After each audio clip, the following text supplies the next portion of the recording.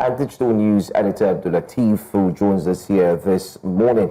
I mean, we followed this all through, seeing that the northern states are indeed truly battling with this challenge of insecurity back and forth.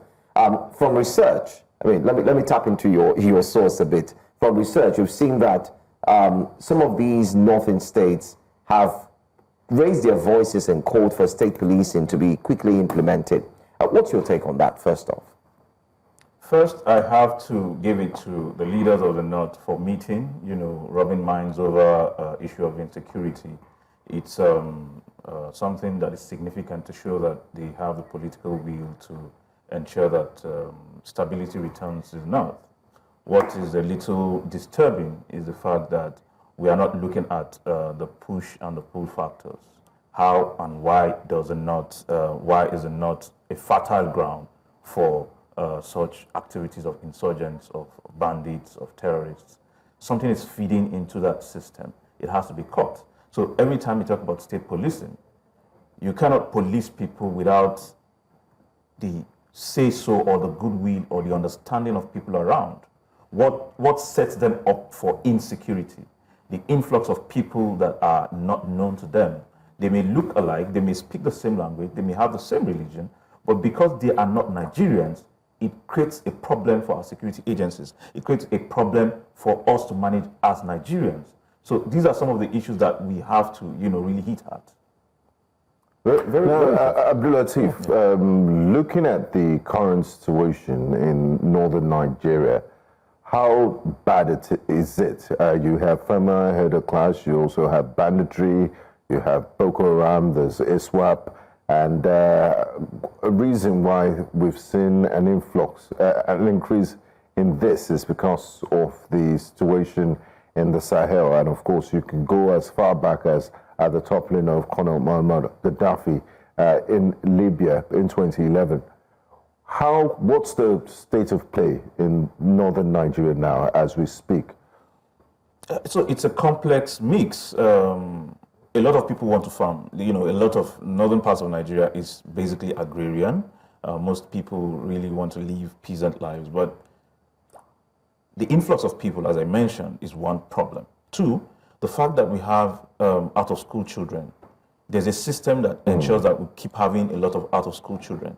There has to be a system that will ensure that parents who bear children are able to give them the right education. Lack of education, is linked to, access to wealth and poverty indices and other human development indices. So when you create an atmosphere or a recruitment ground for terrorists, for bandits, for, kidnappers and all of that, what happens at the end of the day is that you have a system where a problem cannot be solved because it has been made, the fertile grounds for the worsening of that situation has been created. So while you're fighting bandits on one hand, terrorists are regrouping on the other hand. So are government officials and those stakeholders responsible for fixing things, are they just focused on the military solution, handling this terrorist? Are they also looking at issues of education and poverty, which are contributory factors to recruitment? Yes, most of the time, from what I have observed, I looked at the budgets of most of the northern state governments. Only a few states have shown promise that they are really interested in investing in education, but not just education, but functional education. How does this education, impact the society? How do you quickly take people out of poverty? We've seen parts of the world where people were taken out of poverty because of application of technology, investment in education, investment in health systems, investment in improved farming system. One of the pain points for us in Nigeria now is the number of times people have to die because of farmer-header clashes. The question is, why do we have to be the ones who are at the receiving end of deaths, of killings, of violence related to herders and farmers, when we are not even among the top 10 cattle producing countries in the world. The problem is a thinking problem. You have to herd your farms, herd your cattle, but you have to modernize it. You have to look for a better means of ensuring that there is no clash between farmers and herders, because already we have a shortage of food supply because farmers are unable to go to their farms. So if farmers cannot go to their farms and you're having increasing clashes between herders and farmers, it means you continue to worsen the situation. People cannot go to farms, people cannot feed themselves, and once there's poverty in the land, once there's hunger in the land, you are cooking a storm where banditry and other forms of violence will continue to ravage the north. All right.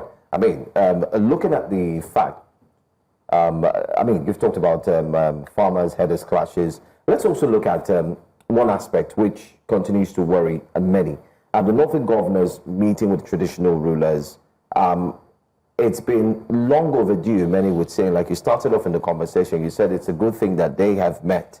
But in the midst of all of this meeting, how would it be able to speed up the security situation in the northern region? There seems to be one person, for instance, Togi or so, who has also, we heard that recently he had given a direct command that anybody who doesn't leave a certain area within X, Y, Z time. Why is it still elusive? Why is it that he's still on the run? He's not been able to. It has not been a case of him being captured for once. And then again, in your research, can you also share with us, looking at underreported cases? It seems like there's some cases that are underreported, especially in the northern area as well. Most of the cases are underreported. Sometimes how you get to know is because somebody spoke with the media. Most times people are disenfranchised. They don't have access to mobile networks. They are in areas that are basically ungoverned spaces. So you don't have access to to calls. You're inaccessible to the internet. You don't have access to the policemen. You cannot access security in any form. So people get kidnapped, people get killed, people get maimed, people get taken away. But what we can see over the last few months is improved interception of bandits, of arms, of gun runners. Even yesterday there was an interception.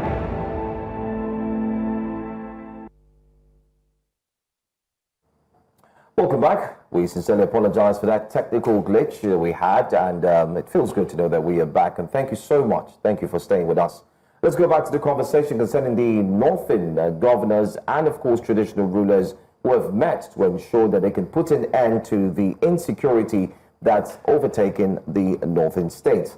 We do have, of course, our guest who's in the house. Most importantly, we've had the conversation around bordering on identification, which you've highlighted. And then we're also going to look at other aspects of the conversation. But first off, I'd like us to look at the border control, which seems to be one major problem for those in the north. They've talked about how porous it is, and then it also does not in any way provide a form of security for those who live in the north. Yes, so beyond, what we have, too many problems coming together at the same time. One, we have the problem of desertification. The Sahara eating up, kilometer by kilometer every year. When you have a natural problem, you apply a scientific solution. If you have desertification affecting most northern states, it is not for you to allow livestock to keep coming down south. It is for you to arrest it scientifically, grow trees, create systems that will ensure that there's supply of water, irrigation farming, advanced systems of ensuring that there's some improved environmental systems to ensure that you don't have the damaging effect of the climate change.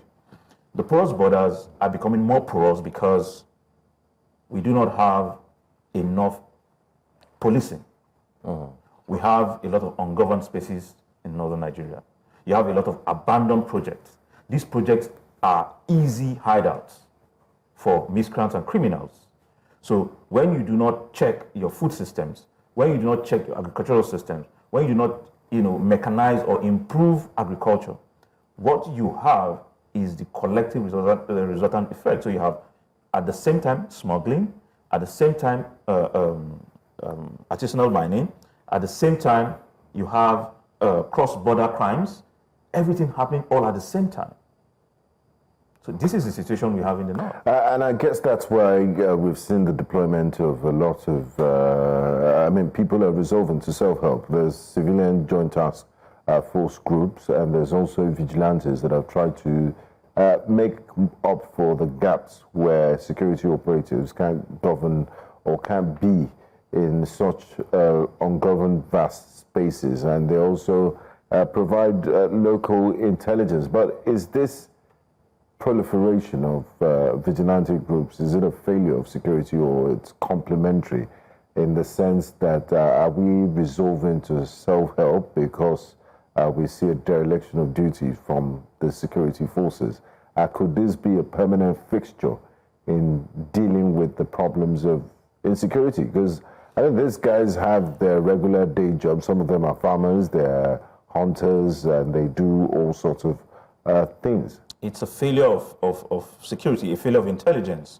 We know, for example, that the population of Nigeria has continued to grow, in numbers. We've refused to do the census for Nigeria, so we assume we don't know our population, but we know very well that we've been ballooning in terms of population. Why do we not have, improved recruitment in the security forces? We cannot police our borders, and we are resorting to, self-help.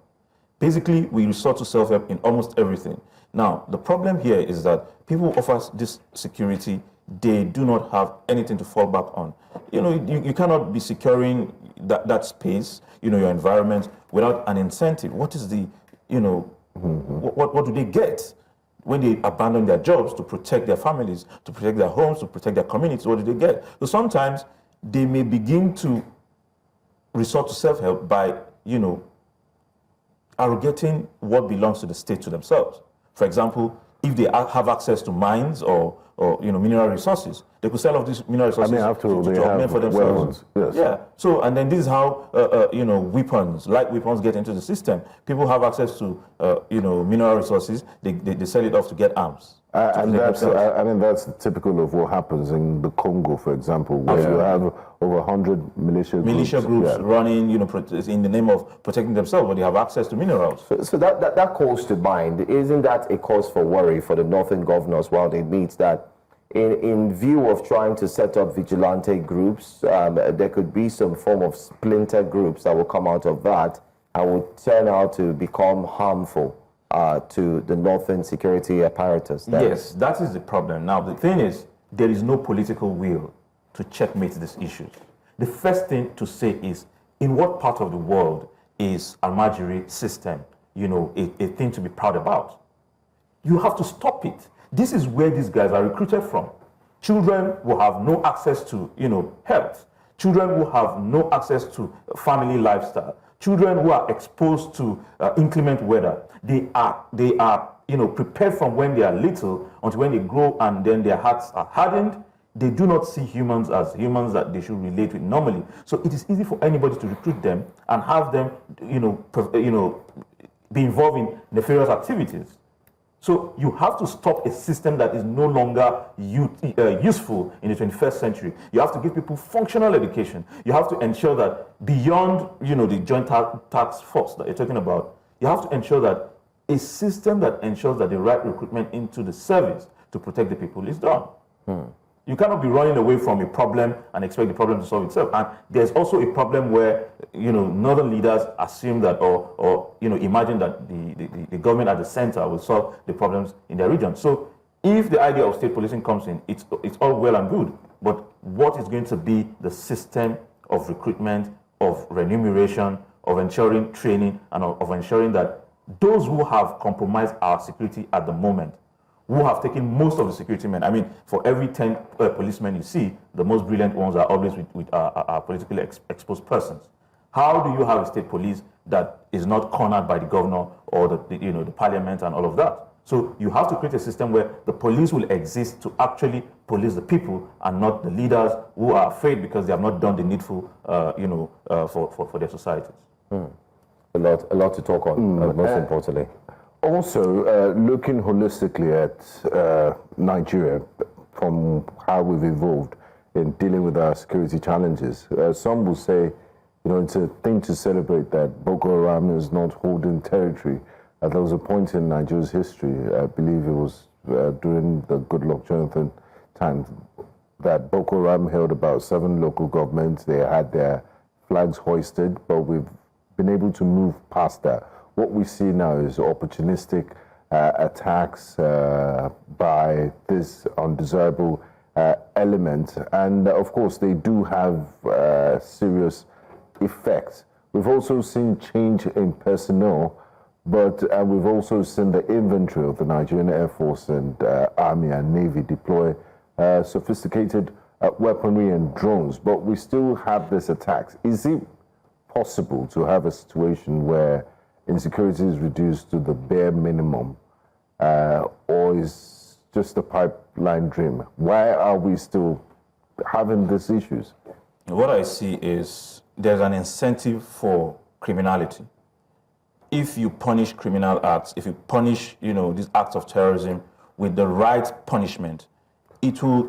I mean, what greater punishment could be worse than death? You hear the defense spokesperson, they say X number of terrorists have been liquidated and all of that. They do know that there's a clear and present danger of losing their lives, but they still go ahead. They go into it because there's a chance that they could get more than what, the risk, without risking it, they will not get what they want. So they feel that they can, check the system. Now, the thing is, what is in the name? Beyond, we have reduced the, the effect, or will I say the presence of Boko Haram in Nigeria. They don't hold grounds the way they used to hold ground before. But in the absence of that, we have bandits, we have criminal elements who are as lethal in their, attacks as terrorists. So we have lakurawas and all of that.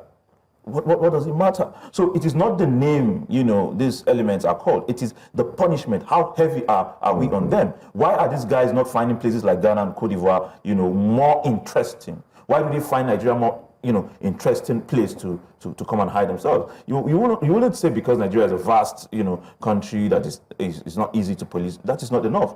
There has to be something driving it. There has to be something feeding into their recruitment system. There has to be something feeding into their arms supply system. There has to be something feeding into even their food system, because without them being fed, they cannot survive. They cannot fight, a nation. So we have huge budgets for security, but who supplies them with theirs?